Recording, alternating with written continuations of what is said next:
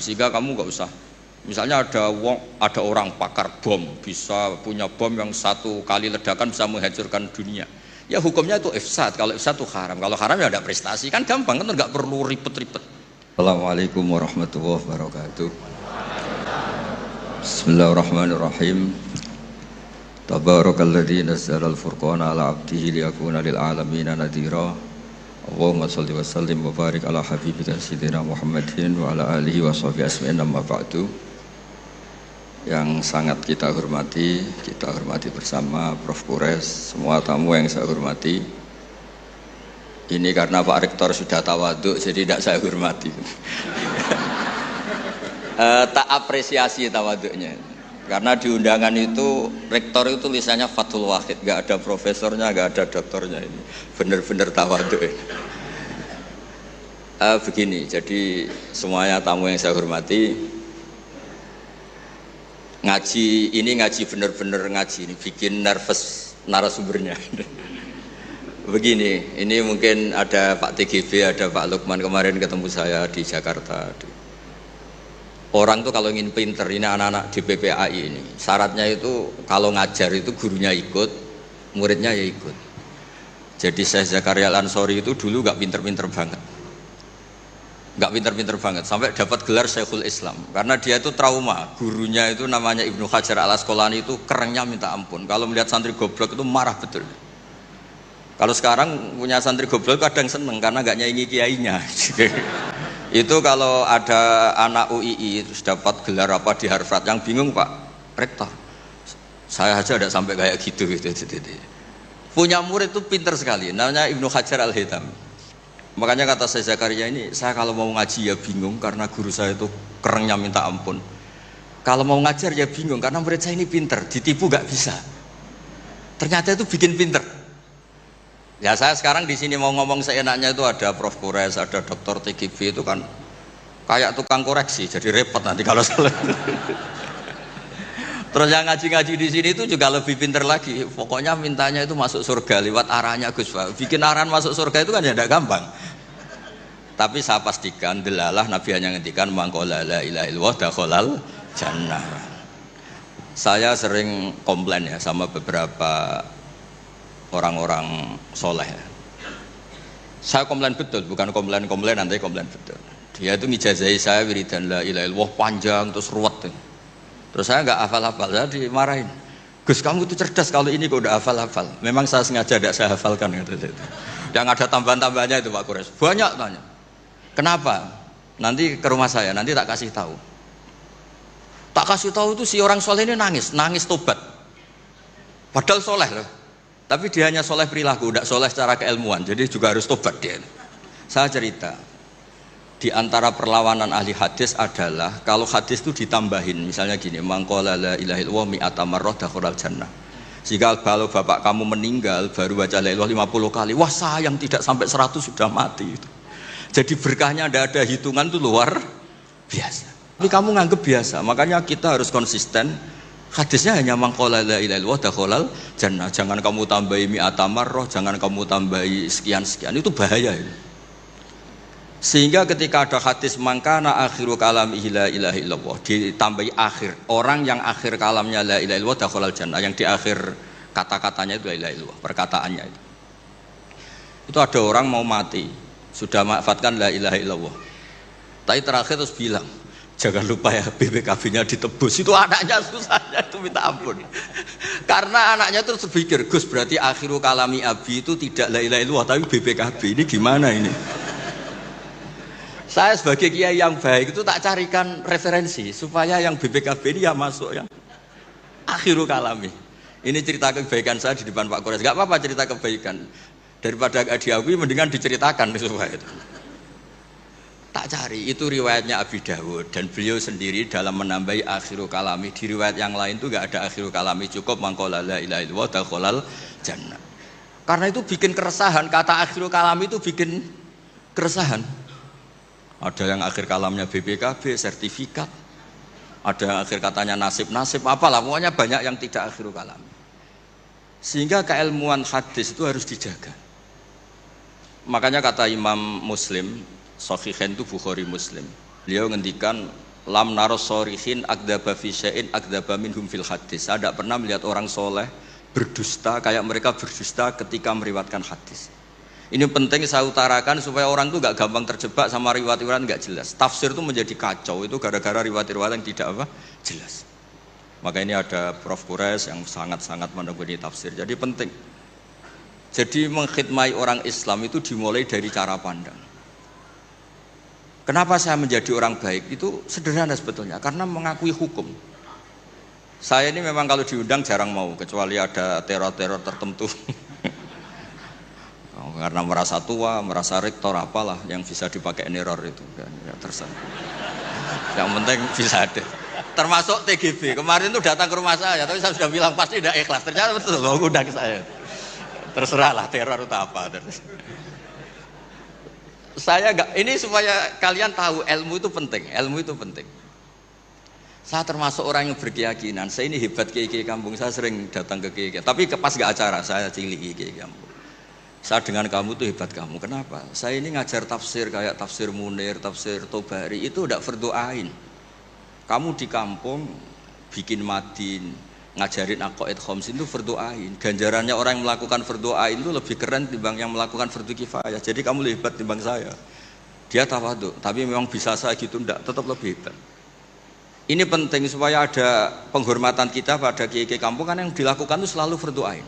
Makanya saya tuh pernah suatu saat berpikir, kenapa ada hadis orang miskin tuh masuk surga lebih dulu 500 tahun ketimbang orang kaya. Dulu saya janggal. Ternyata kalau orang miskin tuh komunitasnya itu utang beras, jadi urusan nyawa. Jadi sekali menolong temannya itu urusan nyawa, karena sesama miskin tuh pinjemnya urusan nyawa, beras. Minta anterin ke rumah sakit pas sekarat. Kalau orang kaya itu ngantri rumah sakit karena mau ke salon, penyakit kulit, kan nggak penting-penting gitu. Sehingga surganya agak lambat karena yang dilakukan selalu tidak penting. Kalau orang miskin yang dilakukan selalu apa? Penting. Tapi masalahnya zaman akhir orang miskin banyak melakukan yang tidak penting, itu masalah itu. Itu nggak sesuai rencana Nabi. Inginnya Nabi itu kalau sudah miskin ya selalu apa? Penting. Ternyata banyak orang miskin yang perilakunya tidak penting. Karena saya pernah didatangin ibu-ibu itu miskin itu tanya, Gus doain saya kaya. Suami saya itu nganggur, saya bilang kamu siap kalau suami kamu kaya. Nanti rumahnya gaji bagus, mobilnya bagus. Lama-lama yang dievaluasi Anda, rumah bagus, mobil bagus, kok istrinya begini. Terus dia cerita, udah Gus nggak jadi, miskin nggak apa-apa. Jadi saya ini kan ya aneh-aneh, orang itu aneh-aneh. Pertama yang dievaluasi mobil, rumah diganti, lama-lama Anda. Suami kamu punya potongan gitu? Iya Gus, kayaknya iya. Sudah Gus, biarin miskin aja sampai mati itu. Ya alhamdulillah sampai sekarang miskin dan syukur karena berkatnya ilmu itu. Jadi saya mohon yang di forum-forum terhormat kayak ini juga mengapresiasi mungkin beberapa saudara kita di pedalaman Papua, bikin jembatan darurat di pedalaman Sumatera, Aceh, bikin apa yang memang mendesak. Saya punya riwayat dari kitab Ibnu Hajar al-Asqalani tadi, gurunya saya Zakaria Al-Ansori. Ketika nanti di mahsyar dan secara lahir tek hadis, seorang lagi secara lahir tek hadis itu Allah itu nimbalin Rasulullah Muhammad dan Jibril, berarti tiga, Allah, Jibril sama Rasulullah Muhammad. Terus nabi-nabi datang dan dalam jumlah yang istilahnya itu makom sing yahbitul awwalun wal akhirun, satu makom yang semua orang itu ingin. Semua orang kena hisab, kena evaluasi, nabi-nabi ini dekat sama Allah. Itu pertama yang dikatakan oleh Nabi matur ke Allah itu, ay Rabbi ibaduka abaduka fi atrofil ardi. Yang menyembah jenengan, yang mengesahkan jenengan tidak hanya kita, orang-orang di pelosok, di pedalaman semuanya mengesahkan jenengan, semua mentahlilkan jenengan, semua mentasbihkan jenengan, tidak yang sekedar di forum-forum kayak gini. Terus Allah bilang iya. Nah sekarang itu krisis keilmuan karena agama ini diambil oleh, ya bisa dikatakan hal-hal yang besar, kayak acara-acara yang besar apa. Meskipun ini pas acara besar, justru itu saya fair ngomong ini supaya sama-sama ingat. Jadi yang dikatakan agama itu nuroy yamsi bihi finnas, menjadi nur yang menyinari hati manusia. Bukan tentang ormas besar, masjid besar, kampus besar, itu bagian dari itu. Tapi ini bukan segala-galanya. Sehingga semua orang itu perasaan hubungannya dengan Allah itu privat. Tidak diambil alih oleh ormas besar atau lembaga besar atau komunitas besar. Ini penting supaya orang itu merasa bagian dari hamba Allah. Makanya ada munajat, ada beberapa ibadah yang tidak disunatkan jamaah. Ini kan unik, Islam itu mengharuskan jamaah. Tapi ada ibadah-ibadah yang malah tidak disunatkan jamaah, sehingga orang hubungannya dengan Allah itu asik. Terus kedua, ini terakhir, nanti Pak Guras yang cerita panjang lebar. Perilaku ilmu itu di atas perilaku ibadah. Dulu Masjid Haram itu keren, tapi karena salah kelola, itu diisi berhala-berhala yang ingin dapat berkahnya Ka'bah. Jadi orang kafir itu unik, mensyirikkan Allah tapi dekat Ka'bah. Jadi percaya Ka'bah itu keramat, supaya Tuhan ini dapat berkah malah diletakkan pinggir apa? Ka'bah. Jumlahnya 360 berhala. Tapi di saat yang sama orang kafir itu jumawa, mereka ini orang-orang baik. Buktinya menjadi sadanatul bait, menjadi pelayan-pelayan Ka'bah. Nabi saat itu terpinggirkan, hanya sholat di Syi'bu Mina. Nabi dengan para sahabat itu makan daun, makan apa, dan sholat di Syi'bu Mina. Tidak di tempat yang terhormat, yaitu Al-Masjidil Haram. Ketika para orang kafir jumawa bilang, bagaimana Muhammad orang terhormat sementara dia ibadah saja di lereng-lereng gunung, sementara kita adalah sadanatul bait, kita adalah ahlu sikoyatil had. Ini supaya teman-teman yang nggak ditakdir jadi kayak Pak Lukman, Menteri Agama. Itu Menteri Agama itu ya repot. Dia agamanya formal, terus kayak Gus Bak tidak formal itu kan ya repot juga itu. Makanya saya ini nggak pati berani sama Menteri Agama. Nanti dia anggap Islam saya tidak formal, nggak jadi kayak. Itu terus Allah ngendikan aja'altum siqayatal haji wa imaratal masjidil haram kaman amana billahi wal yawmil akhir wa jadab. Allah itu bela Nabi. Jangan pernah pakai ukuran bahwa ibadah haji merawat Baitullah itu menjadi ukuran lebih baik. Ukuran lebih baik adalah ketika itu orang ibadah secara benar, yaitu tauhid. Ini orang sudah lupa bahwa pernah Allah itu ngeritik siqayatal haji wa imaratal masjidil haram. Makanya saya itu kalau ngelepas haji itu dulu sering ngelepas haji orang umroh. Sekarang kayaknya orang-orang trauma. Karena saya kalau ngelepas haji itu begini. Kalau menurut hadis yang sering dipasang di BRI, di BNI itu al-hajjul mabrur laisa lahu jazaa'un illal jannah. Itu populer sekali hadis itu. Terus ini ngelepas orang haji, saya ngomong gini ngelepas orang haji. Tapi jenengan yang fakir sabar juga surga. Ibu-ibu nyabarin suami yang enggak jelas juga surga. Suami-suami yang nyabarin cerewetnya istri juga surga. Orang ingin haji enggak kesampaian tapi enggak ngomel-ngomel sama Allah juga surga. Kayaknya yang punya rumah itu kayak kecewa gitu. Terus saya bilang nggak tahu saya. Terus saya bilang jenengan angsal kecewa kalian kulo. Yang saya takutkan tuh kalau Allah yang kecewa kata saya itu. Karena saya diundang orang haji terus dalil-dalil haji yang lain ngenes karena nggak bisa haji kata saya itu. Ternyata betul. Hampir semua yang hadir itu ngapresiasi saya. Gus matur nuwun Gus. Biasanya kiai-kiai itu kalau diundang untuk haji, dalilnya haji terus bikin kita nelongso, bikin kita tersiksa karena kayak yang masuk surga itu yang haji saja, kita ada masuk surga. Semenjak itu sudah terkenal. Jangan undang Gus Bak kalau ngelepas haji kan. Saya itu punya kitab makalahnya Abdul Hasan Asyadili yang menjadi Thariqah Asyadili yang terkenal itu. La tansur ilmaka liyusaddiqakan nas walakin insur ilmaka liyusaddiqaka Allah. Kamu jangan pernah menyebarkan ilmu supaya diapresiasi manusia, tapi sebarkan ilmu supaya diapresiasi Allah Subhanahu wa taala. Makanya saya tetap, meskipun kata orang banyak saya ini kiai terkenal, saya itu merasa ibadah saya itu ikrar, mengakui fungsi-fungsi kiai yang di kampung-kampung. Mereka itu, saya pernah punya teman itu nyuwun sewu, gobloknya itu enggak ketulungan. Dia itu kerja di tengah hutan. Saya tidak tahu ilegal logging apa enggak, tapi kerjaan di tengah hutan. Dulu nggak ada HP, saya disuratin. Gus gimana Jumatan di tengah hutan? Saya bilang, kamu kan pernah ngaji. Kalau nggak kampung nggak apa, ada usah Jumatan, duhur saja. Masalahnya komunitas saya bilang, wong Jumat kok duhur, jadi mintanya Jumatan. Aduh. Pakai surat karena dulu nggak ada telepon, nggak ada. Saya bilang ya nggak apa-apa Jumatan. Dia masih punya sisa-sisa ilmu. Katanya kalau nggak 40, nggak kampung, nggak wajib Jumatan. Kamu tadi minta Jumatan, sekarang nggak mau Jumatan, ini gimana? Wes toh Gus, ini kan terkenal bodoh. Jadi itu kewajiban orang alim mikir itu, nggak kewajiban orang bodoh mikir itu. Karena dia korban teori bodoh itu penting. Kata dia nanti kalau ditanya mungkar nakir itu salah. Orang bodoh kok ditanya kata. Jadi memang agak direncanakan itu.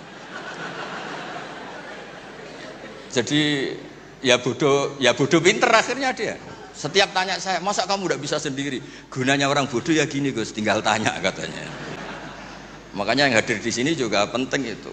Tinggal minta resep Gus Bak, cara masuk surga, masuk sudah Gus Bak, masuk tidak penting, penting resepnya. Nah, akhirnya saya kan nyari-nyari gimana supaya ada Jumatan seperti itu. Nah ini yang terus saya bilang, kamu sama saya itu keren saya, keren kamu katanya. Kenapa Gus? Kamu nanti dikholi karena pendiri masjid. Makanya saya pernah cerita ini sampai kiai itu nangis. Orang tuh kalau kiai kampung itu pendiri masjid kadang dikholi. Kalau sudah kiai top itu bisa aja disangoni pakai uang kotak masjid kata saya itu. Ini bukan nyindir, bukan, supaya orang tuh ngerti lah. Jadi memang dulu Nabi itu penghormatannya sama orang yang melakukan fardhu ain itu luar biasa. Uwais Al-Qarni itu tetangganya sudah dosowan Nabi. Uwais Al-Qarni itu belum. Karena ibunya itu egoisnya minta ampun, nggak mau ditinggal, kemana-mana minta digendong. Tapi Nabi malah ngendikan khairul qurun Uwais Al-Qarni, orang terbaik tabi'in itu Uwais Al-Qarni. Umar kalau kamu ketemu minta, karena dia fanatik mengelola fardhu apa? Ain.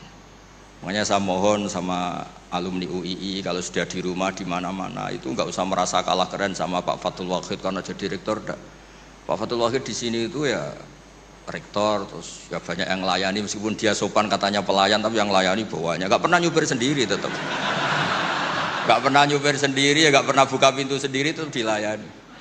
Tapi kalau kamu di kampung jadi kiai musola terus miskin itu yakinlah pendiri, statusnya apa? Pendiri, bukan penerus tapi apa?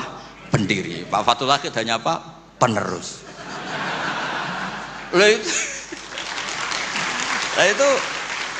Lah kacaunya kiai kampung setelah tak kasih tahu gitu, emang bener-bener sama saya terus nggak sopan. Waduh. Ya tapi saya ikhlas lah atas nama ilmu. Bener-bener nggak sopan. Waduh ini ya. Sopannya tuh pendak kalau dia iskal hukum karena sinaune serius, saya tanya Gus ini hukumnya gimana? Akhirnya sopan lagi. Dia nggak bisa, ilmunya nggak cukup untuk menjawab. Ya tapi apapun itu yang namanya ngaji itu pengakuan ikrar ya. Jadi penting. Makanya kan diantara hebatnya Rasulullah SAW itu kata Imam Ghazali, nggak ada pemimpin justru kena khitab wakhfid janahaka liman ittaba'aka minal mu'minin. Muhammad, kamu harus merendahkan diri kamu liman ittaba'aka, sama orang yang ikut kamu, sama santri kamu, sama orang yang percaya sama kamu. Kayak apa Allah mendidik kekasihnya. Jadi yang disuruh sopan malah nabinya. Jadi kalau andekan di era modern Pak Fathul Wahid yang sopan sama mahasiswa itu yang penopang kampus. Kayak apa?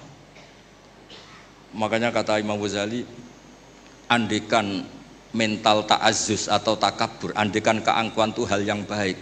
Lama amarallahu ta'ala habibahu biqauli ta'ala wakhfid janahaka liman ittaba'aka minal mu'minin. Nah tentang visi ya, visi itu gampangnya tadi. Agama ini kan menentukan halal haram. Zaman apapun, teknologi apapun, mesti pertanyaannya ini kalau baik ya halal, kalau buruk ya haram. Misalnya ada teknologi yang orang bisa ke Mekah 2 detik atau 2 menit. Orang tetap pertanyaannya saat itu ibu kamu sekarat apa enggak, anak kamu sakit apa enggak, punya kewajiban fardhu ain apa enggak. Kalau punya fardhu ain kamu tinggal pasti orang nganggap masalah. Ya kan?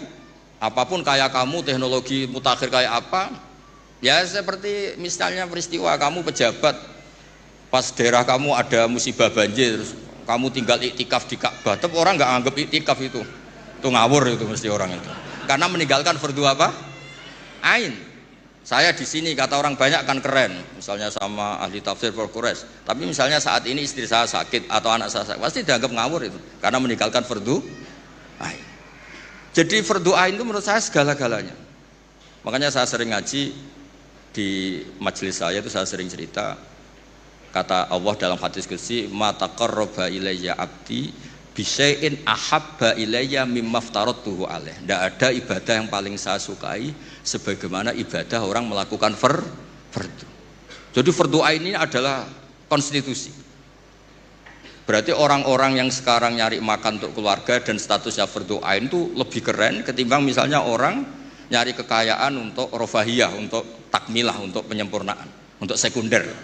Nah di sini pentingnya peletaan hadis orang miskin itu masuk surga lebih dulu 500 tahun ketimbang orang kaya. Tapi saya bilang ke santri-santri saya, tapi jangan kamu berpikir kalau Bilal itu surganya lebih dulu ketimbang Abu Bakar. Karena Abu Bakar ini jauh punya kebaikan di luar kebaikan sabar sama miskin, yaitu fungsinya menjadi pondasi Islam, yaitu Abu Bakar. Kalau ingin menjadi orang miskin yang cepat masuk surga tadi, semua perilaku Anda adalah fardu ain. Semua perilaku Anda adalah fardu. Itu kan ya berat. Ya jadi saya mohon masalah teknologi, masalah apa, yakinlah sama Islam, pasti hukum tertingginya itu kalau maslahat ya baik, kalau madarat ya haram. Sehingga kamu nggak usah, misalnya ada orang pakar bom, bisa punya bom yang satu kali ledakan bisa menghancurkan dunia, ya hukumnya itu ifsad. Kalau ifsad itu haram, kalau haram ya ada prestasi, kan gampang, kan nggak perlu ribet-ribet. Ya saya kira demikian sebagai mukaddimah saya, nanti Prof. Kores yang meneruskan. Bismillahirrahmanirrahim. Alhamdulillah wassalatu wassalamu ala Rasulillah wa ala alihi wa sahbihi wa man wala. Kita sudah dengar dari saudara saya ini atau adik saya ini. Kita masih ingin mendengar banyak sebenarnya. Tema kita visi Al-Quran menyangkut menjawab tantangan. Sebagian dari tantangan zaman itu tadi sudah dikemukakan. Saya bisa mengambil kesimpulan bahwa tantangan zaman kita antara lain adalah pemahaman agama yang benar. Itu kesimpulannya.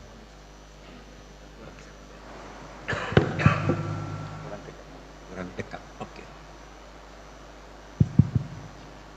Jadi saya ulangi, saya mengambil kesimpulan dari apa yang dikemukakan oleh Gus Bahar tadi, bahwa tantangan kita antara lain adalah pemahaman agama yang benar.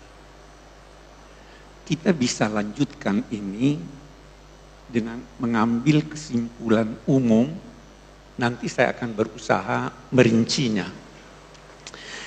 Tantangan kita itu adalah zaman itu sendiri. Zaman mempunyai tantangannya. Karena zaman berubah. Perubahan zaman itu menuntut kita untuk menyesuaikan diri dengan perubahan, tetapi tidak keluar dari nilai-nilai ajaran agama. Ini yang sulit. Nah, mari kita lihat, kalau kita kembali ke Al-Quran, mari kita lihat pokoknya apa, nanti kita lihat ujungnya di mana. Ini mengundang kita untuk bertanya, kita ini diciptakan Tuhan untuk apa tuh? Kita dapat jawabannya dari Al-Quran, inni ja'ilun fil ardi khalifah. Khalifah itu adalah petugas, bisa kita katakan mandataris Tuhan, petugas yang ditugaskan Allah untuk mengelola bumi ini sesuai dengan nilai-nilai yang dikehendaki Allah. Nah, ini khaliqan fil ardi khalifah. Malaikat bertanya,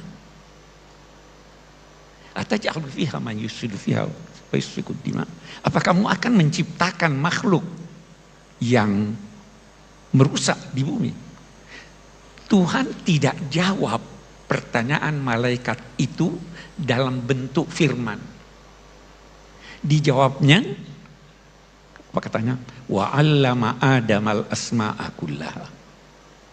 Adam diajar Allah semua nama-nama. Kalau kita kembali ke ulama tafsir, itu banyak sekali. Saya ingin mengambil kesimpulan begini. Kita mahasiswa, kita belajar, kita dosen, kita bekerja.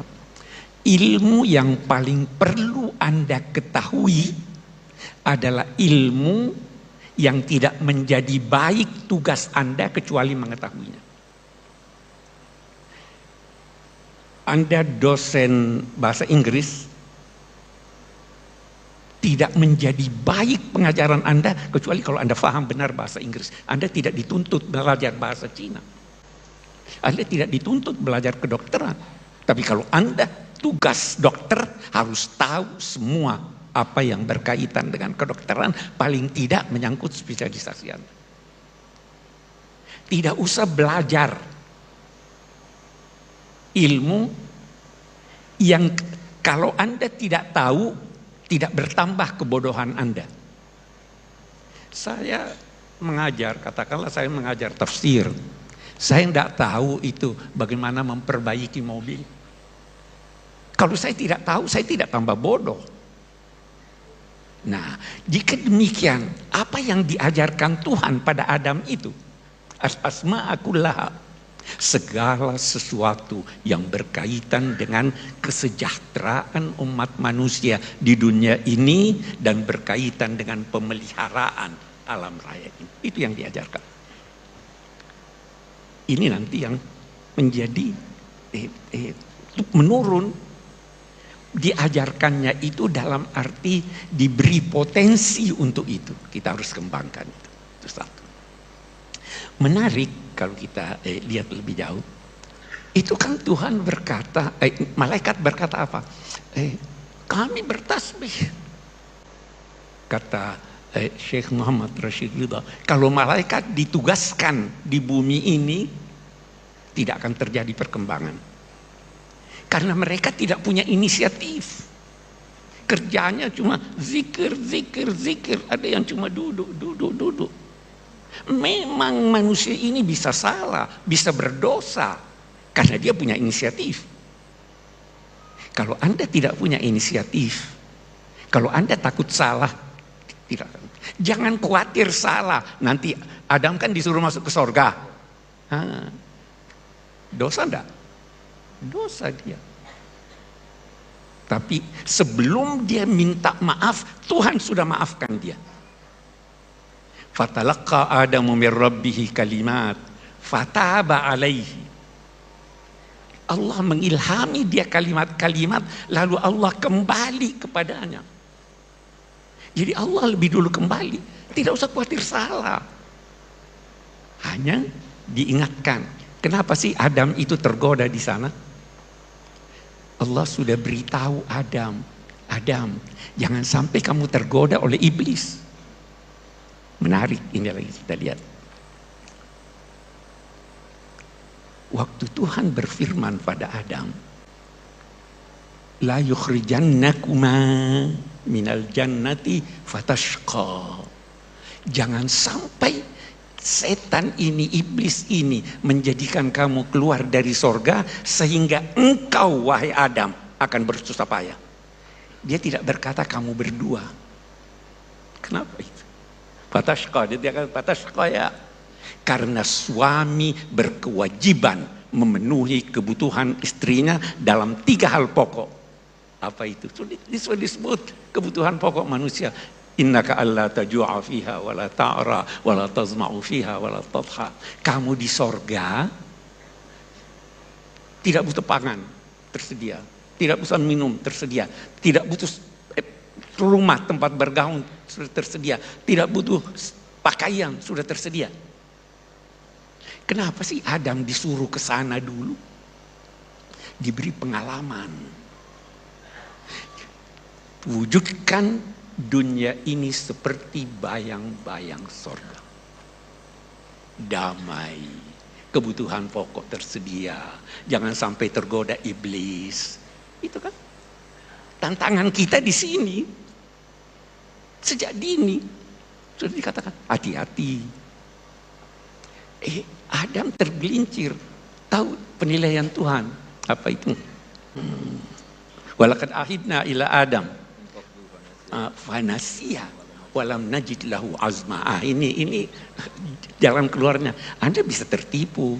Itu karena Anda lupa. Kenapa Anda lupa? Karena Anda tidak punya tekad. Sejak semula harus punya tekad. Itu sebabnya ada anjuran zikir. Itu ingat Tuhan. Ini kan yang terabaikan. Oke, kita lihat sekarang Adam melanggar. Tuhan ampuni dia sebelum dia disuruh turun. Jadi dia turun tidak dapat bawa dosa warisan. Waktu dia turun menarik lagi. Disuruh ihbitu minha jami'an fa imma ya'tiyannakum minni hudan faman tabi'a hudaya fala khaufun 'alaihim wala hum yahzanun. Turunlah kamu bertiga. Iblis, engkau wahai Adam, dan istrimu. Kamu saling bermusuhan. Iblis itu musuh abadi. Tiada maaf baginya. Dan dia pandai menggoda Anda. Kenapa Adam tergoda? Penyakit manusia. Mau kekal. Sangka buruk pada Tuhan. Apa itu ayat? Hal adullu kala. Saya senangnya kalau sama Gus Baha ini Quran saya ini.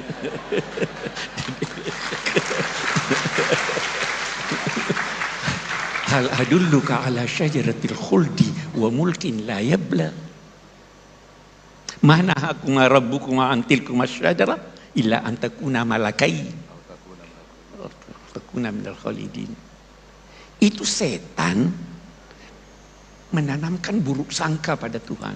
Itu kamu dilarang dekat itu karena Tuhan tidak mau kamu jadi malaikat. Karena Tuhan tidak mau kamu kekal. Jangan pernah buruk sangka pada Tuhan. Ya, ini tuntunan yang kita bawa ke dunia nih. Ihbitu minha jami'an. Turunlah. Anak cucunya menghadapi dunia ini paling tidak ada tiga sikapnya. Dia lihat dunia hebat sekali ini. Sampai-sampai Imam Ghazali ada yang berkata dia tergelincir ketika berkata laisa fil imkan abda'u mimma kan. Tidak bisa lagi lebih indah dari ini. Maksudnya Imam Ghazali tentu bukan mengurangi kuasa Tuhan, tapi saya tidak akan terangkan itu. Indah sekali. Ada manusia waktu dia lihat alam raya ini semuanya indah, semuanya benar, semuanya baik. Kena angin sepoi baiknya, kehausan dapat air minum baiknya, ini kok begini baiknya. Maka dia berusaha mencari apa yang terbaik dan menghimpun ketiganya. Di situ dia menemukan Tuhan. Nah, ini yang baik. Mencari yang benar melahirkan ilmu. Mencari yang baik melahirkan akhlak. Mencari yang baik, yang indah melahirkan seni. Tuhan mau kita itu jadi seniman, ilmuwan, dan kebudiman. Satu. Ada yang satu lagi nih, satu kelompok. Lihat indahnya. Alam raya ini dijadikan Tuhan ayat tanda. Saya beri ilustrasi. Saya mau ke Solo, di jalan ada penunjuk jalan.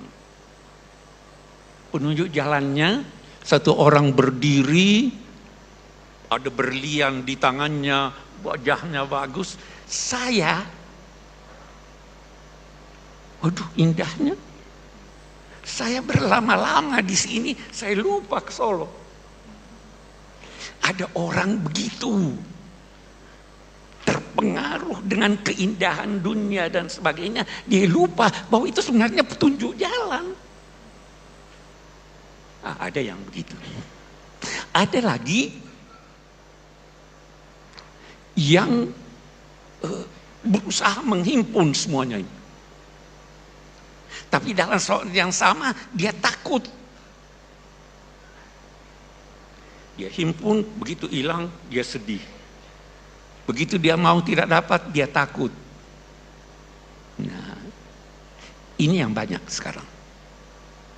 Mau himpun sebanyak mungkin dan takut bahkan menyesal. Nah, karena itu yang terbanyak, Allah di dalam surat itu, imma ya'tiyannakum minni hudan faman tabi'a hudaya, tidak akan takut, tidak akan sedih.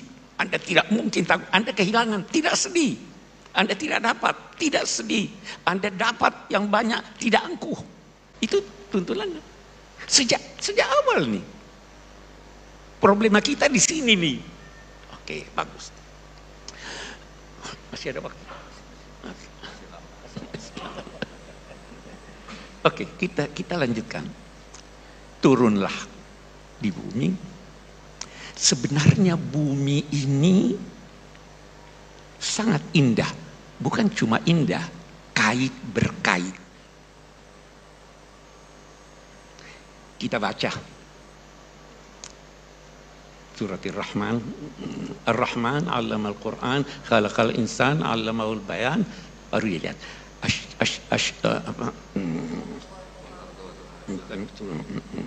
Wan najmu wasyajaru yasjudan was samaa rafa'aha wa wala'al mizan alla tatghaw fil mizan. Kita lihat. Cobalah pandang bumi ini. Bagaimana dia kait berkait. Pohon yang memiliki batang berdampingan dengan rumput. Pohon yang besar tidak menzolimi yang kecil.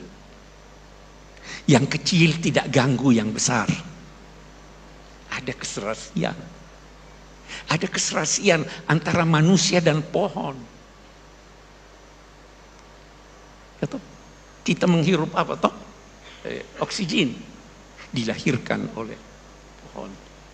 Pohon membutuhkan karbon, kita keluarkan itu. Ada kerjasama. An-najmu wasyajaru yasjudan was samaa rafa'aha wa wada'al mizan. Langit ditinggikannya, tapi dia menetapkan timbangan supaya teratur jalannya ini. Wal arda wada'aha lil anam.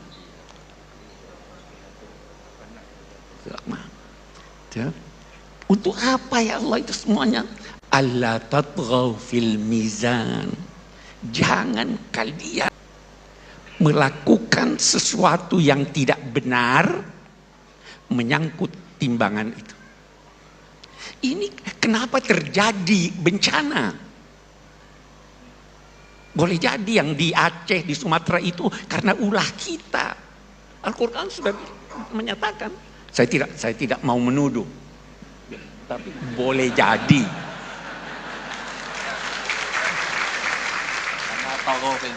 Nah, karena itu wala tatghaw fil mizan. Al-Quran sudah menyatakan wa allau istaqamu ala tariqati la aqnainahum ma'an khar. Kalau berjalan di sini, kenapa kita sakit? Karena tidak seimbang kita. Kenapa tantangan datang? Tidak seimbang antara kalbu kita dengan akal kita. Semua mau diakalkan. Itu zaharal fasadu fil barri wal bahr bima kasabat aydin nas. Sejak semula. Jadi atur keseimbangan. Obatnya keseimbangan. Seimbang dunia akhirat, seimbang ilmu dan iman, seimbang suami dan istri, seimbang dong. Jangan injak-injak istri. Jangan. Nah, ini tuntunannya. Ada keseimbangan itu. Nah, kita banyak problem. Nah, kita maju lagi, lihat bagaimana Al-Quran. Terjadi perubahan. Tidak semua manusia mengetahui segala sesuatu. Ada yang dia butuhkan tapi dia tidak tahu.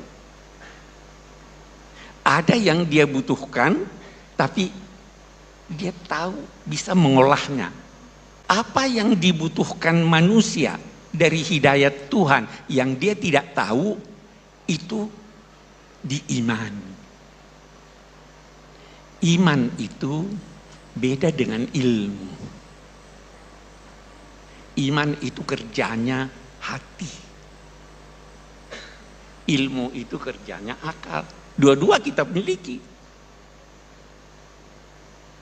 Hati tidak bisa menciptakan cinta. Yang menciptakan cinta itu, akal tidak bisa menciptakan cinta. Yang menciptakan itu serasikan. Ada yang perlu Anda imani, walaupun Anda tidak faham, selama itu tidak bertentangan dengan akal. Nah, petunjuknya yang datang itu begitu. Datanglah sorga, diceritakan neraka. Kita tidak tahu. Anda kira sorga yang diceritakan Tuhan di Quran begitu? Bukan. Hanya kita tidak tahu. Jadi Tuhan beginilah. Itu kata Imam Ghazali. Semua sudah dewasa di sini ya. Saya mau beri contoh. Ada seorang anak bertanya, apa nikmatnya hubungan seks? Bisa dijawab? Ada dua. Salah satu dari dua Anda bisa jawab. Yang pertama, nanti aja kalau kamu kawin kamu tahu. Mau tahu surga? Nanti kalau kawin sekarang kamu tahu. Tidak bisa dipandangi oleh akal. Yang kedua apa? Tanya dia, apa yang paling kamu senangi? Dia jawablah, oh es krim. Surga lebih hebat dari es krim. Kita bayangkan surga itu apa? Yang paling hebat, istana, perempuan cantik, laki-laki gagah, ada makanan, anak. Itu masalul jannah, perumpamaannya, bukan begitu. Makanan yang diberikan, buah-buahan yang diberikan, hadzal ladzi utina min qabl wa utubihi mutasyabiha.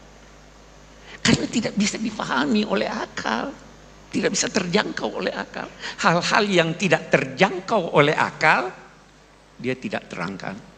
Salah satu di antaranya, kata sementara ulama, yas'alunaka 'anir ruh. Qulir ruhu min amri rabb. Ini hidayat Tuhan.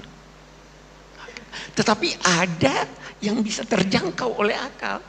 Kalau bisa terjangkau oleh akal, tetapi mengalami perubahan, tuntunannya lain. Tuntunannya singkat. Pemerintahan, tuntunannya singkat. Syura, persamaan antar manusia, keadilan. Perdagangan, hanya sekian ayat. Karena itu terjangkau oleh akal. Semua problema kita, termasuk problema yang sekarang ini orang ribut itu, saya sering namai KB. KB itu kecerdasan buatan. AI. Oke. Problema itu problema kita, tantangan kita. Tantangan buat anak-anak kita tuh yang main HP. Itu luar biasa besarnya tantangannya. Tantangan kita ini kecerdasan buatan dan sebagainya. Kenapa itu terjadi? Karena kita pisahkan antara kalbu dengan akal. Kita pisahkan. Allah menginginkan kita menggabung keduanya. Di sini ada tempatnya, di situ ada tempatnya. Iman ada tempatnya, akal ada tempatnya. Iman itu kerja hati, ilmu kerja otak. Iman atau ilmu menyesuaikan Anda dengan lingkungan Anda. Iman menyesuaikan Anda dengan jati diri Anda. Iman revolusi internal. Ilmu revolusi eksternal. Iman menunjukkan arah yang Anda tuju. Ilmu mempercepat Anda sampai ke arah. Berbeda. Ini ilmu mempercepat kita sampai tujuan, tapi tujuannya salah karena tidak ada iman. Itu sebabnya Nabi berdoa, mengajarkan doa, Allahumma inni a'udzubika min ilmin la yanfa. Ilmu ilmu tapi tidak bermanfaat. Ini tantangan besar kita sekarang. Tantangan besar kita dalam konteks memahami agama ini. Memahami agama ada cara-caranya. Bukan setiap orang mau saya begini, buka apa namanya, buka internet, buka ini hukumnya begini. Enggak begitu dong. Semua, saya kembali berkata, semua problem, tantangan yang kita hadapi karena kita tidak seimbang dalam hidup kita. Kita tidak menggabungkan antara ilmu dan iman. Kita tidak menggabungkan antara tuntunan wahyu yang tidak berubah dan tuntunan wahyu yang dapat mengalami perkembangan dalam penafsirannya. Kita problem, kita masih mau pendapat lama. Itu sudah berubah sama. Dulu perempuan tidak boleh jalan sendiri. Ya. Sekarang fatwanya sudah boleh. Anak-anak saya berangkat ke Amerika sendiri, perempuan lagi. Kalau masih mau pakai yang lama, ada perkembangan. Ini banyak sekali tantangan. Ya, kemiskinan, ketidakamanan, penjajahan, kebodohan, terlalu banyak tantangannya. Jalan keluarnya kembali kepada tuntunan Allah dan Rasulnya. Wassalamualaikum warahmatullahi wabarakatuh. Begini, ini mungkin ada Pak TGV, ada Pak Lukman kemarin ketemu saya di Jakarta. Orang tuh kalau ingin pinter, ini anak-anak di PPAI ini, syaratnya itu kalau ngajar itu gurunya ikut, muridnya ya ikut. Jadi Syekh Zakaria Al-Ansori itu dulu gak pinter-pinter banget. Gak pinter-pinter banget, sampai dapat gelar Syekhul Islam. Karena dia itu trauma, gurunya itu namanya Ibnu Hajar Al-Asqalani itu kerennya minta ampun. Kalau melihat santri goblok itu marah betul. Kalau sekarang punya santri goblok kadang seneng karena gak nyaingi kiainya. Itu kalau ada anak UII terus dapat gelar apa di Harvard, yang bingung Pak Rektor, saya aja ada sampai kayak gitu. Punya murid itu pinter sekali, namanya Ibnu Hajar Al-Haytami. Makanya kata saya Zakaria ini, saya kalau mau ngaji ya bingung karena guru saya itu kerennya minta ampun. Kalau mau ngajar ya bingung karena murid saya ini pinter, ditipu gak bisa. Ternyata itu bikin pinter. Ya saya sekarang di sini mau ngomong seenaknya itu ada Prof Kures, ada Dr. TGV itu kan kayak tukang koreksi, jadi repot nanti kalau salah. Terus yang ngaji-ngaji di sini itu juga lebih pinter lagi. Pokoknya mintanya itu masuk surga lewat arahnya Gus Pak. Bikin arahan masuk surga itu kan ya tidak gampang. Tapi saya pastikan delalah Nabi hanya ngendikan mangkola la ilaha illallah dakhalal jannah. Saya sering komplain ya sama beberapa orang-orang soleh. Saya komplain betul, bukan komplain nanti komplain betul. Dia itu ngijazahi saya wiridan la ilaha illallah panjang terus ruwet. Yang ada tambahan-tambahannya itu Pak Kures. Banyak tanya. Kenapa? Nanti ke rumah saya, nanti tak kasih tahu. Tak kasih tahu itu si orang soleh ini nangis tobat. Padahal soleh loh. Tapi dia hanya soleh perilaku, tidak soleh secara keilmuan. Jadi juga harus tobat dia. Saya cerita. Di antara perlawanan ahli hadis adalah kalau hadis itu ditambahin, misalnya gini, mangqala la ilaha illallah mi'ata marrah dakhalal jannah. Jika kalau bapak kamu meninggal baru baca la ilaha 50 kali, wah sayang tidak sampai 100 sudah mati. Jadi berkahnya ada hitungan itu luar biasa. Tapi kamu nganggep biasa, makanya kita harus konsisten. Hadisnya hanya mangqala la ilaha illallah dakhalal jannah. Jangan kamu tambahi mi'ata marrah, jangan kamu tambahi sekian-sekian, itu bahaya itu. Sehingga ketika ada hadis mangkana akhiru kalamihi la ilaha illallah ditambahi akhir, orang yang akhir kalamnya la ilaha illallah dakhalal jannah, yang di akhir kata-katanya itu la ilaha illallah, perkataannya itu. Itu ada orang mau mati sudah mafatkan la ilaha illallah, tapi terakhir terus bilang jangan lupa ya BPKB-nya ditebus. Itu anaknya susahnya itu minta ampun. Karena anaknya terus berpikir, Gus berarti akhiru kalami abi itu tidak la ilaha illallah tapi BPKB, ini gimana ini? Saya sebagai kiai yang baik itu tak carikan referensi supaya yang BPKB ini ya masuk yang akhiru kalami. Ini cerita kebaikan saya di depan Pak Kores. Gak apa-apa cerita kebaikan, daripada gak diakui mendingan diceritakan supaya itu. Tak cari, itu riwayatnya Abi Dawud dan beliau sendiri dalam menambahi akhiru kalami. Di riwayat yang lain itu enggak ada akhiru kalami, cukup mangqala la ilaha illallah dakhalal jannah. Karena itu bikin keresahan, kata akhiru kalami itu bikin keresahan. Ada yang akhir kalamnya BPKB, sertifikat. Ada yang akhir katanya nasib-nasib, apalah, pokoknya banyak yang tidak akhiru kalami. Sehingga keilmuan hadis itu harus dijaga. Makanya kata Imam Muslim, Sahihain itu Bukhari Muslim. Beliau ngendikan lam naros sorihin akdaba fi syai'in akdaba minhum fil hadis. Saya tidak pernah melihat orang soleh berdusta kayak mereka berdusta ketika meriwayatkan hadis. Ini penting saya utarakan supaya orang itu nggak gampang terjebak sama riwayat-riwayat nggak jelas. Tafsir itu menjadi kacau itu gara-gara riwayat-riwayat yang tidak jelas. Maka ini ada Prof. Quraisy yang sangat-sangat menekuni tafsir. Jadi penting. Jadi mengkhidmati orang Islam itu dimulai dari cara pandang. Kenapa saya menjadi orang baik? Itu sederhana sebetulnya, karena mengakui hukum. Saya ini memang kalau diundang jarang mau, kecuali ada teror-teror tertentu. Karena merasa tua, merasa rektor apalah yang bisa dipakai neror itu. Ya, terserah. Yang penting bisa ada. Termasuk TGB, kemarin itu datang ke rumah saya, tapi saya sudah bilang pasti tidak ikhlas. Ternyata betul, undang saya. Terserahlah teror itu apa. Saya enggak, ini supaya kalian tahu ilmu itu penting.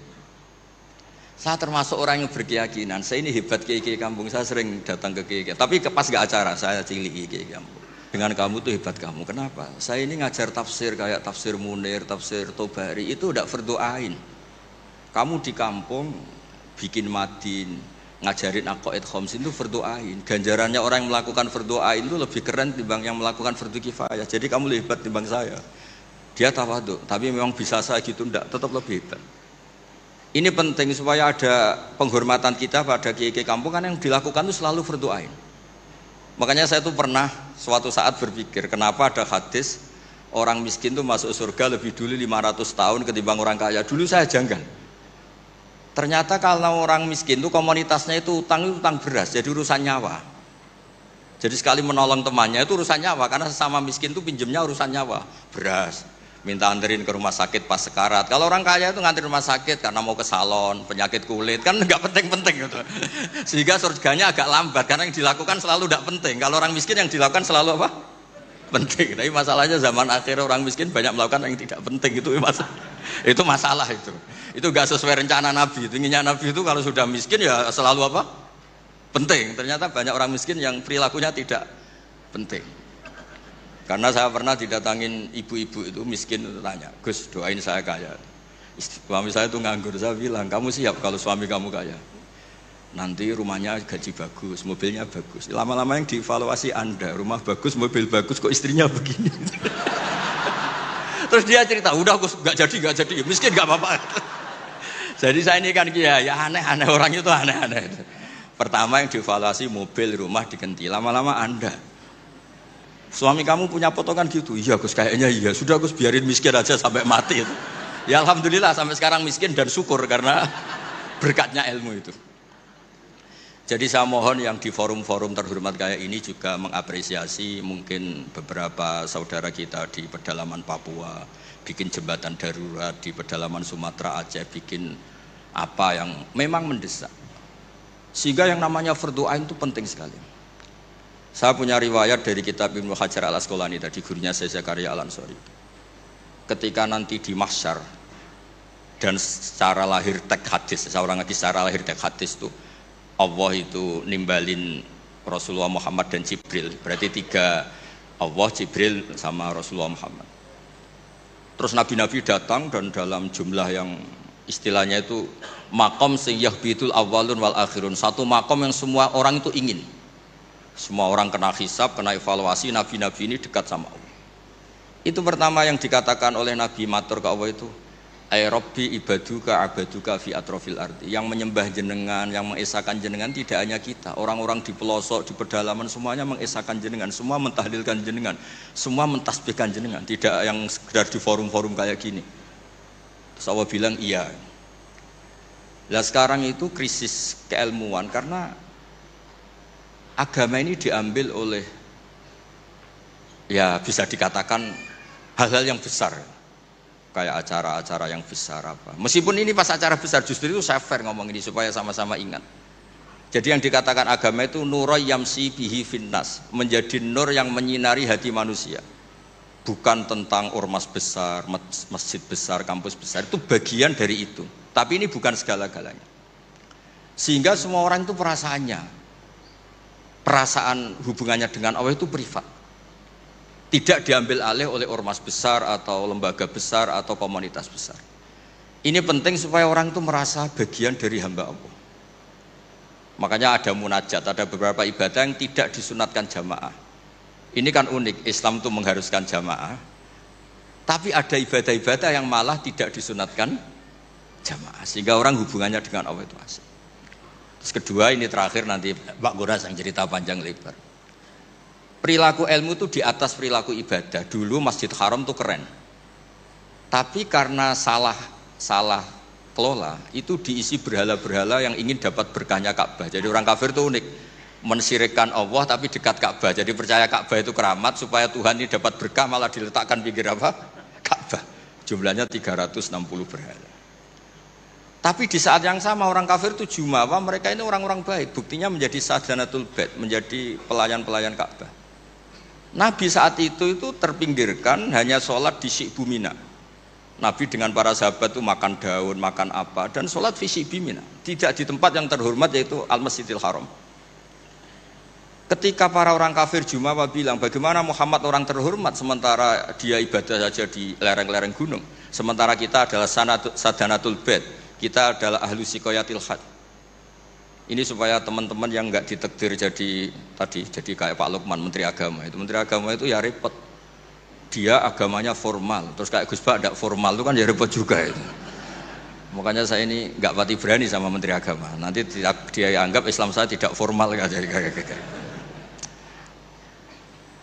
Itu terus Allah ngendikan aja'altum siqayatal haji wa imaratal masjidil haram kaman amana billahi wal yaumil akhir wa jadab. Allah itu bela Nabi. Jangan pernah pakai ukuran bahwa ibadah haji merawat Baitullah itu menjadi ukuran lebih baik. Ukuran lebih baik adalah ketika itu orang ibadah secara benar, yaitu tauhid. Ini orang sudah lupa bahwa pernah Allah itu ngeritik siqayatal haji wa imaratal masjidil haram.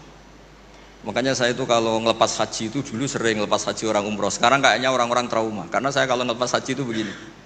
Kalau menurut hadis yang sering dipasang di BRI, di BNI itu al-hajjul mabrur laisa lahu jazaa'un illal jannah. Itu populer sekali hadis itu. Terus ini ngelepas orang haji, saya ngomong gini ngelepas orang haji. Dengan yang fakir sabar juga surga. Ibu-ibu nyabarin suami yang enggak jelas juga surga. Suami-suami yang nyabarin cerewetnya istri juga surga. Orang ingin haji enggak kesampaian tapi enggak ngomel-ngomel sama Allah juga surga. Kayaknya yang punya rumah itu kayak kecewa gitu. Terus saya bilang nggak tahu terus saya bilang jenengan angsal kecewa kalian kulo. Yang saya takutkan tuh kalau Allah yang kecewa kata saya itu, karena saya diundang orang haji terus dalil-dalil haji yang lain ngenes karena nggak bisa haji kata saya itu. Ternyata betul. Hampir semua yang hadir itu ngapresiasi saya. Gus matur nuwun Gus. Biasanya kiai-kiai itu kalau diundang untuk haji, dalilnya haji terus bikin kita nelongso, bikin kita tersiksa karena kayak yang masuk surga itu yang haji saja, kita ada masuk surga. Semenjak itu sudah terkenal. Jangan undang Gus Bak kalau ngelepas haji kan. Saya itu punya kitab makalahnya Abdul Hasan Asyadili yang menjadi Thariqah Asyadili yang terkenal itu.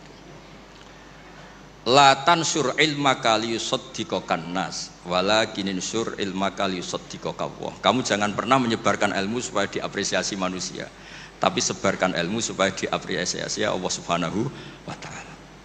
Makanya saya tetap, meskipun kata orang banyak saya ini kiai terkenal, saya itu merasa ibadah saya itu ikrar, mengakui fungsi-fungsi kiai yang di kampung-kampung. Mereka itu, saya pernah punya teman itu nyuwun sewu, gobloknya itu enggak ketulungan. Dia itu kerja di tengah hutan. Saya tidak tahu ilegal logging apa enggak, tapi kerjaan di tengah hutan. Dulu nggak ada HP, saya disuratin. Gus gimana Jumatan di tengah hutan? Saya bilang, kamu kan pernah ngaji. Kalau nggak kampung nggak apa, ada usah Jumatan, duhur saja. Masalahnya komunitas saya bilang, wong Jumat kok duhur, jadi mintanya Jumatan. Aduh. Pakai surat karena dulu nggak ada telepon, nggak ada. Saya bilang ya nggak apa-apa Jumatan. Dia masih punya sisa-sisa ilmu. Katanya kalau nggak 40, nggak kampung, nggak wajib Jumatan. Kamu tadi minta Jumatan, sekarang nggak mau Jumatan, ini gimana? Wes toh Gus, saya ini kan terkenal bodoh, jadi itu kewajiban orang alim mikir tuh, nggak kewajiban orang bodoh mikir itu. Karena dia korban teori bodoh itu penting, kata dia. Nanti kalau ditanya mungkar nakir itu salah, orang bodoh kok ditanya, kata. Jadi memang agak direncanakan itu. Jadi ya bodoh pinter akhirnya dia. Setiap tanya saya, masa kamu tidak bisa sendiri? Gunanya orang bodoh ya gini Gus, tinggal tanya, katanya. Makanya yang hadir di sini juga penting itu. Tinggal minta resep Gus Bak, cara masuk surga, masuk sudah. Gus Bak masuk tidak penting, penting resepnya. Nah, akhirnya saya kan nyari-nyari gimana supaya ada Jumatan seperti itu. Nah ini yang terus saya bilang, kamu sama saya itu keren saya, keren kamu, katanya. Kenapa Gus? Kamu nanti dikholi karena pendiri masjid. Makanya saya pernah cerita ini sampai kiai itu nangis. Orang tuh kalau kiai kampung itu pendiri masjid kadang dikholi. Kalau sudah kiai top itu bisa aja disangoni pakai uang kotak masjid, kata saya itu. Ini bukan nyindir, bukan, supaya orang tuh ngerti lah. Jadi memang dulu Nabi itu penghormatannya sama orang yang melakukan fardhu ain itu luar biasa. Uwais Al-Qarni itu tetangganya sudah dosowan Nabi. Uwais Al-Qarni itu belum, karena ibunya itu egoisnya minta ampun, nggak mau ditinggal, kemana-mana minta digendong. Tapi Nabi malah ngendikan khairul qurun Uwais Al-Qarni, orang terbaik tabi'in itu Uwais Al-Qarni. Umar kalau kamu ketemu minta, karena dia fanatik mengelola fardhu apa? Ain. Makanya saya mohon sama alumni UII kalau sudah di rumah di mana-mana itu nggak usah merasa kalah keren sama Pak Fathul Wahid karena jadi rektor. Pak Fathul Wahid di sini itu ya rektor, terus ya banyak yang layani, meskipun dia sopan katanya pelayan, tapi yang layani bawahnya. Gak pernah nyupir sendiri tetap. Gak pernah nyupir sendiri, ya gak pernah buka pintu sendiri, tetap dilayani. Tapi kalau kamu di kampung jadi kiai musola terus miskin itu, yakinlah pendiri. Statusnya apa? Pendiri, bukan penerus, tapi apa? Pendiri. Pak Fathul Wahid hanya apa? Penerus. Nah itu lah kacaunya kiai kampung setelah tak kasih tahu gitu, memang bener-bener sama saya terus nggak sopan. Waduh. Ya tapi saya ikhlas lah atas nama ilmu. Bener-bener nggak sopan. Waduh ini ya. Sopannya tuh pendak kalau dia iskal hukum karena sinaune serius, saya tanya Gus ini hukumnya gimana? Akhirnya sopan lagi. Dia nggak bisa, ilmunya nggak cukup untuk menjawab. Ya tapi apapun itu yang namanya ngaji itu pengakuan ikrar ya. Jadi penting, makanya kan diantara hebatnya Rasulullah SAW itu kata Imam Ghazali, nggak ada pemimpin justru kena khitab wahfid janahaka liman ittaba'aka minal mu'minin. Muhammad, kamu harus merendahkan diri kamu liman ittaba'aka, sama orang yang ikut kamu, sama santri kamu, sama orang yang percaya sama kamu. Kayak apa Allah mendidik kekasihnya. Jadi yang disuruh sopan malah nabinya. Jadi kalau andekan di era modern Pak Fathul Wahid yang sopan sama mahasiswa itu yang penopang kampus. Kayak apa? Makanya kata Imam Ghazali, andekan mental ta'azzus atau takabur, andekan keangkuhan itu hal yang baik, lama amarallahu ta'ala habibahu biqauli ta'ala wahfid janahaka limanit taba'aka minal mu'minin. Nah tentang visi ya, visi itu gampangnya tadi, agama ini kan menentukan halal haram, zaman apapun, teknologi apapun, mesti pertanyaannya ini kalau baik ya halal, kalau buruk ya haram. Misalnya ada teknologi yang orang bisa ke Mekah 2 detik atau 2 menit, orang tetap pertanyaannya saat itu ibu kamu sekarat apa enggak, anak kamu sakit apa enggak, punya kewajiban fardhu ain apa enggak. Kalau punya fardhu ain kamu tinggal pasti orang nganggap masalah, ya kan?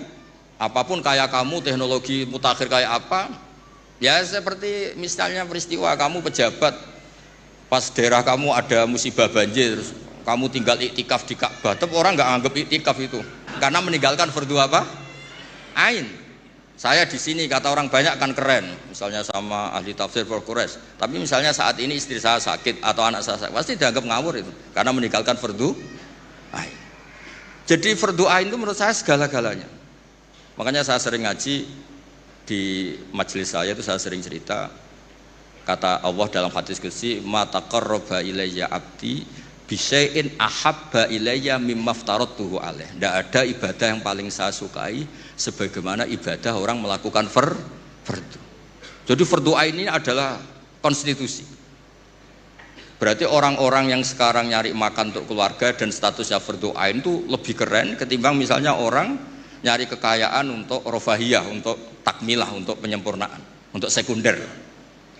Nah, di sini pentingnya peletakan hadis orang miskin itu masuk surga lebih dulu 500 tahun ketimbang orang kaya.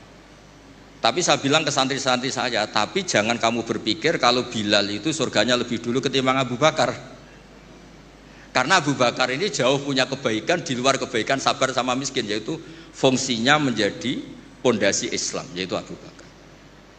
Kalau ingin menjadi orang miskin yang cepat masuk surga tadi, semua perilaku Anda adalah fardu ain. Semua perilaku Anda adalah fardu. Itu kan ya berat. Ya, jadi saya mohon masalah teknologi, masalah apa, yakinlah sama Islam, pasti hukum tertingginya itu kalau maslahat ya baik, kalau madarat ya haram. Sehingga kamu nggak usah. Misalnya ada orang pakar bom, bisa punya bom yang satu kali ledakan bisa menghancurkan dunia. Ya hukumnya itu ifsad. Kalau ifsad itu haram. Kalau haram ya ada prestasi, kan gampang, kan nggak perlu ribet-ribet. Ya, saya kira demikian sebagai mukaddimah saya, nanti Prof. Kores yang meneruskan. Assalamualaikum warahmatullahi wabarakatuh. Baik, terakhir ini saya ingin bertanya, Gus. Yang terkait dengan yang tadi Mas Hanif tadi. Boleh. Jadi kadang kawan-kawan, ya kawan-kawan dosen itu kan kadang sampai pada kondisi tertentu. Kok masih ada mahasiswa yang gini ya, kira-kira gitu. Kemudian saya jawab gini.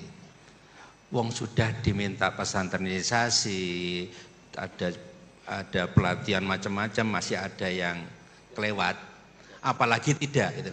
Supaya teman-teman itu tidak merasa tidak bermakna, tidak bermanfaat. Kita sudah ada pendidikan pendalaman nilai dasar Al-Quran, ada latihan kepemimpinan, latihan macam-macam, tapi kok masih ada yang belum bagus. Nah, supaya teman-teman itu tetap bombong. Nah, kalau saya langsung, kita yang salah kan jadi masalah. Nah, menurut Gus Bak sama Pak Kures bagaimana? Pertanyaannya seperti itu. Curhatnya diterima. Gitu.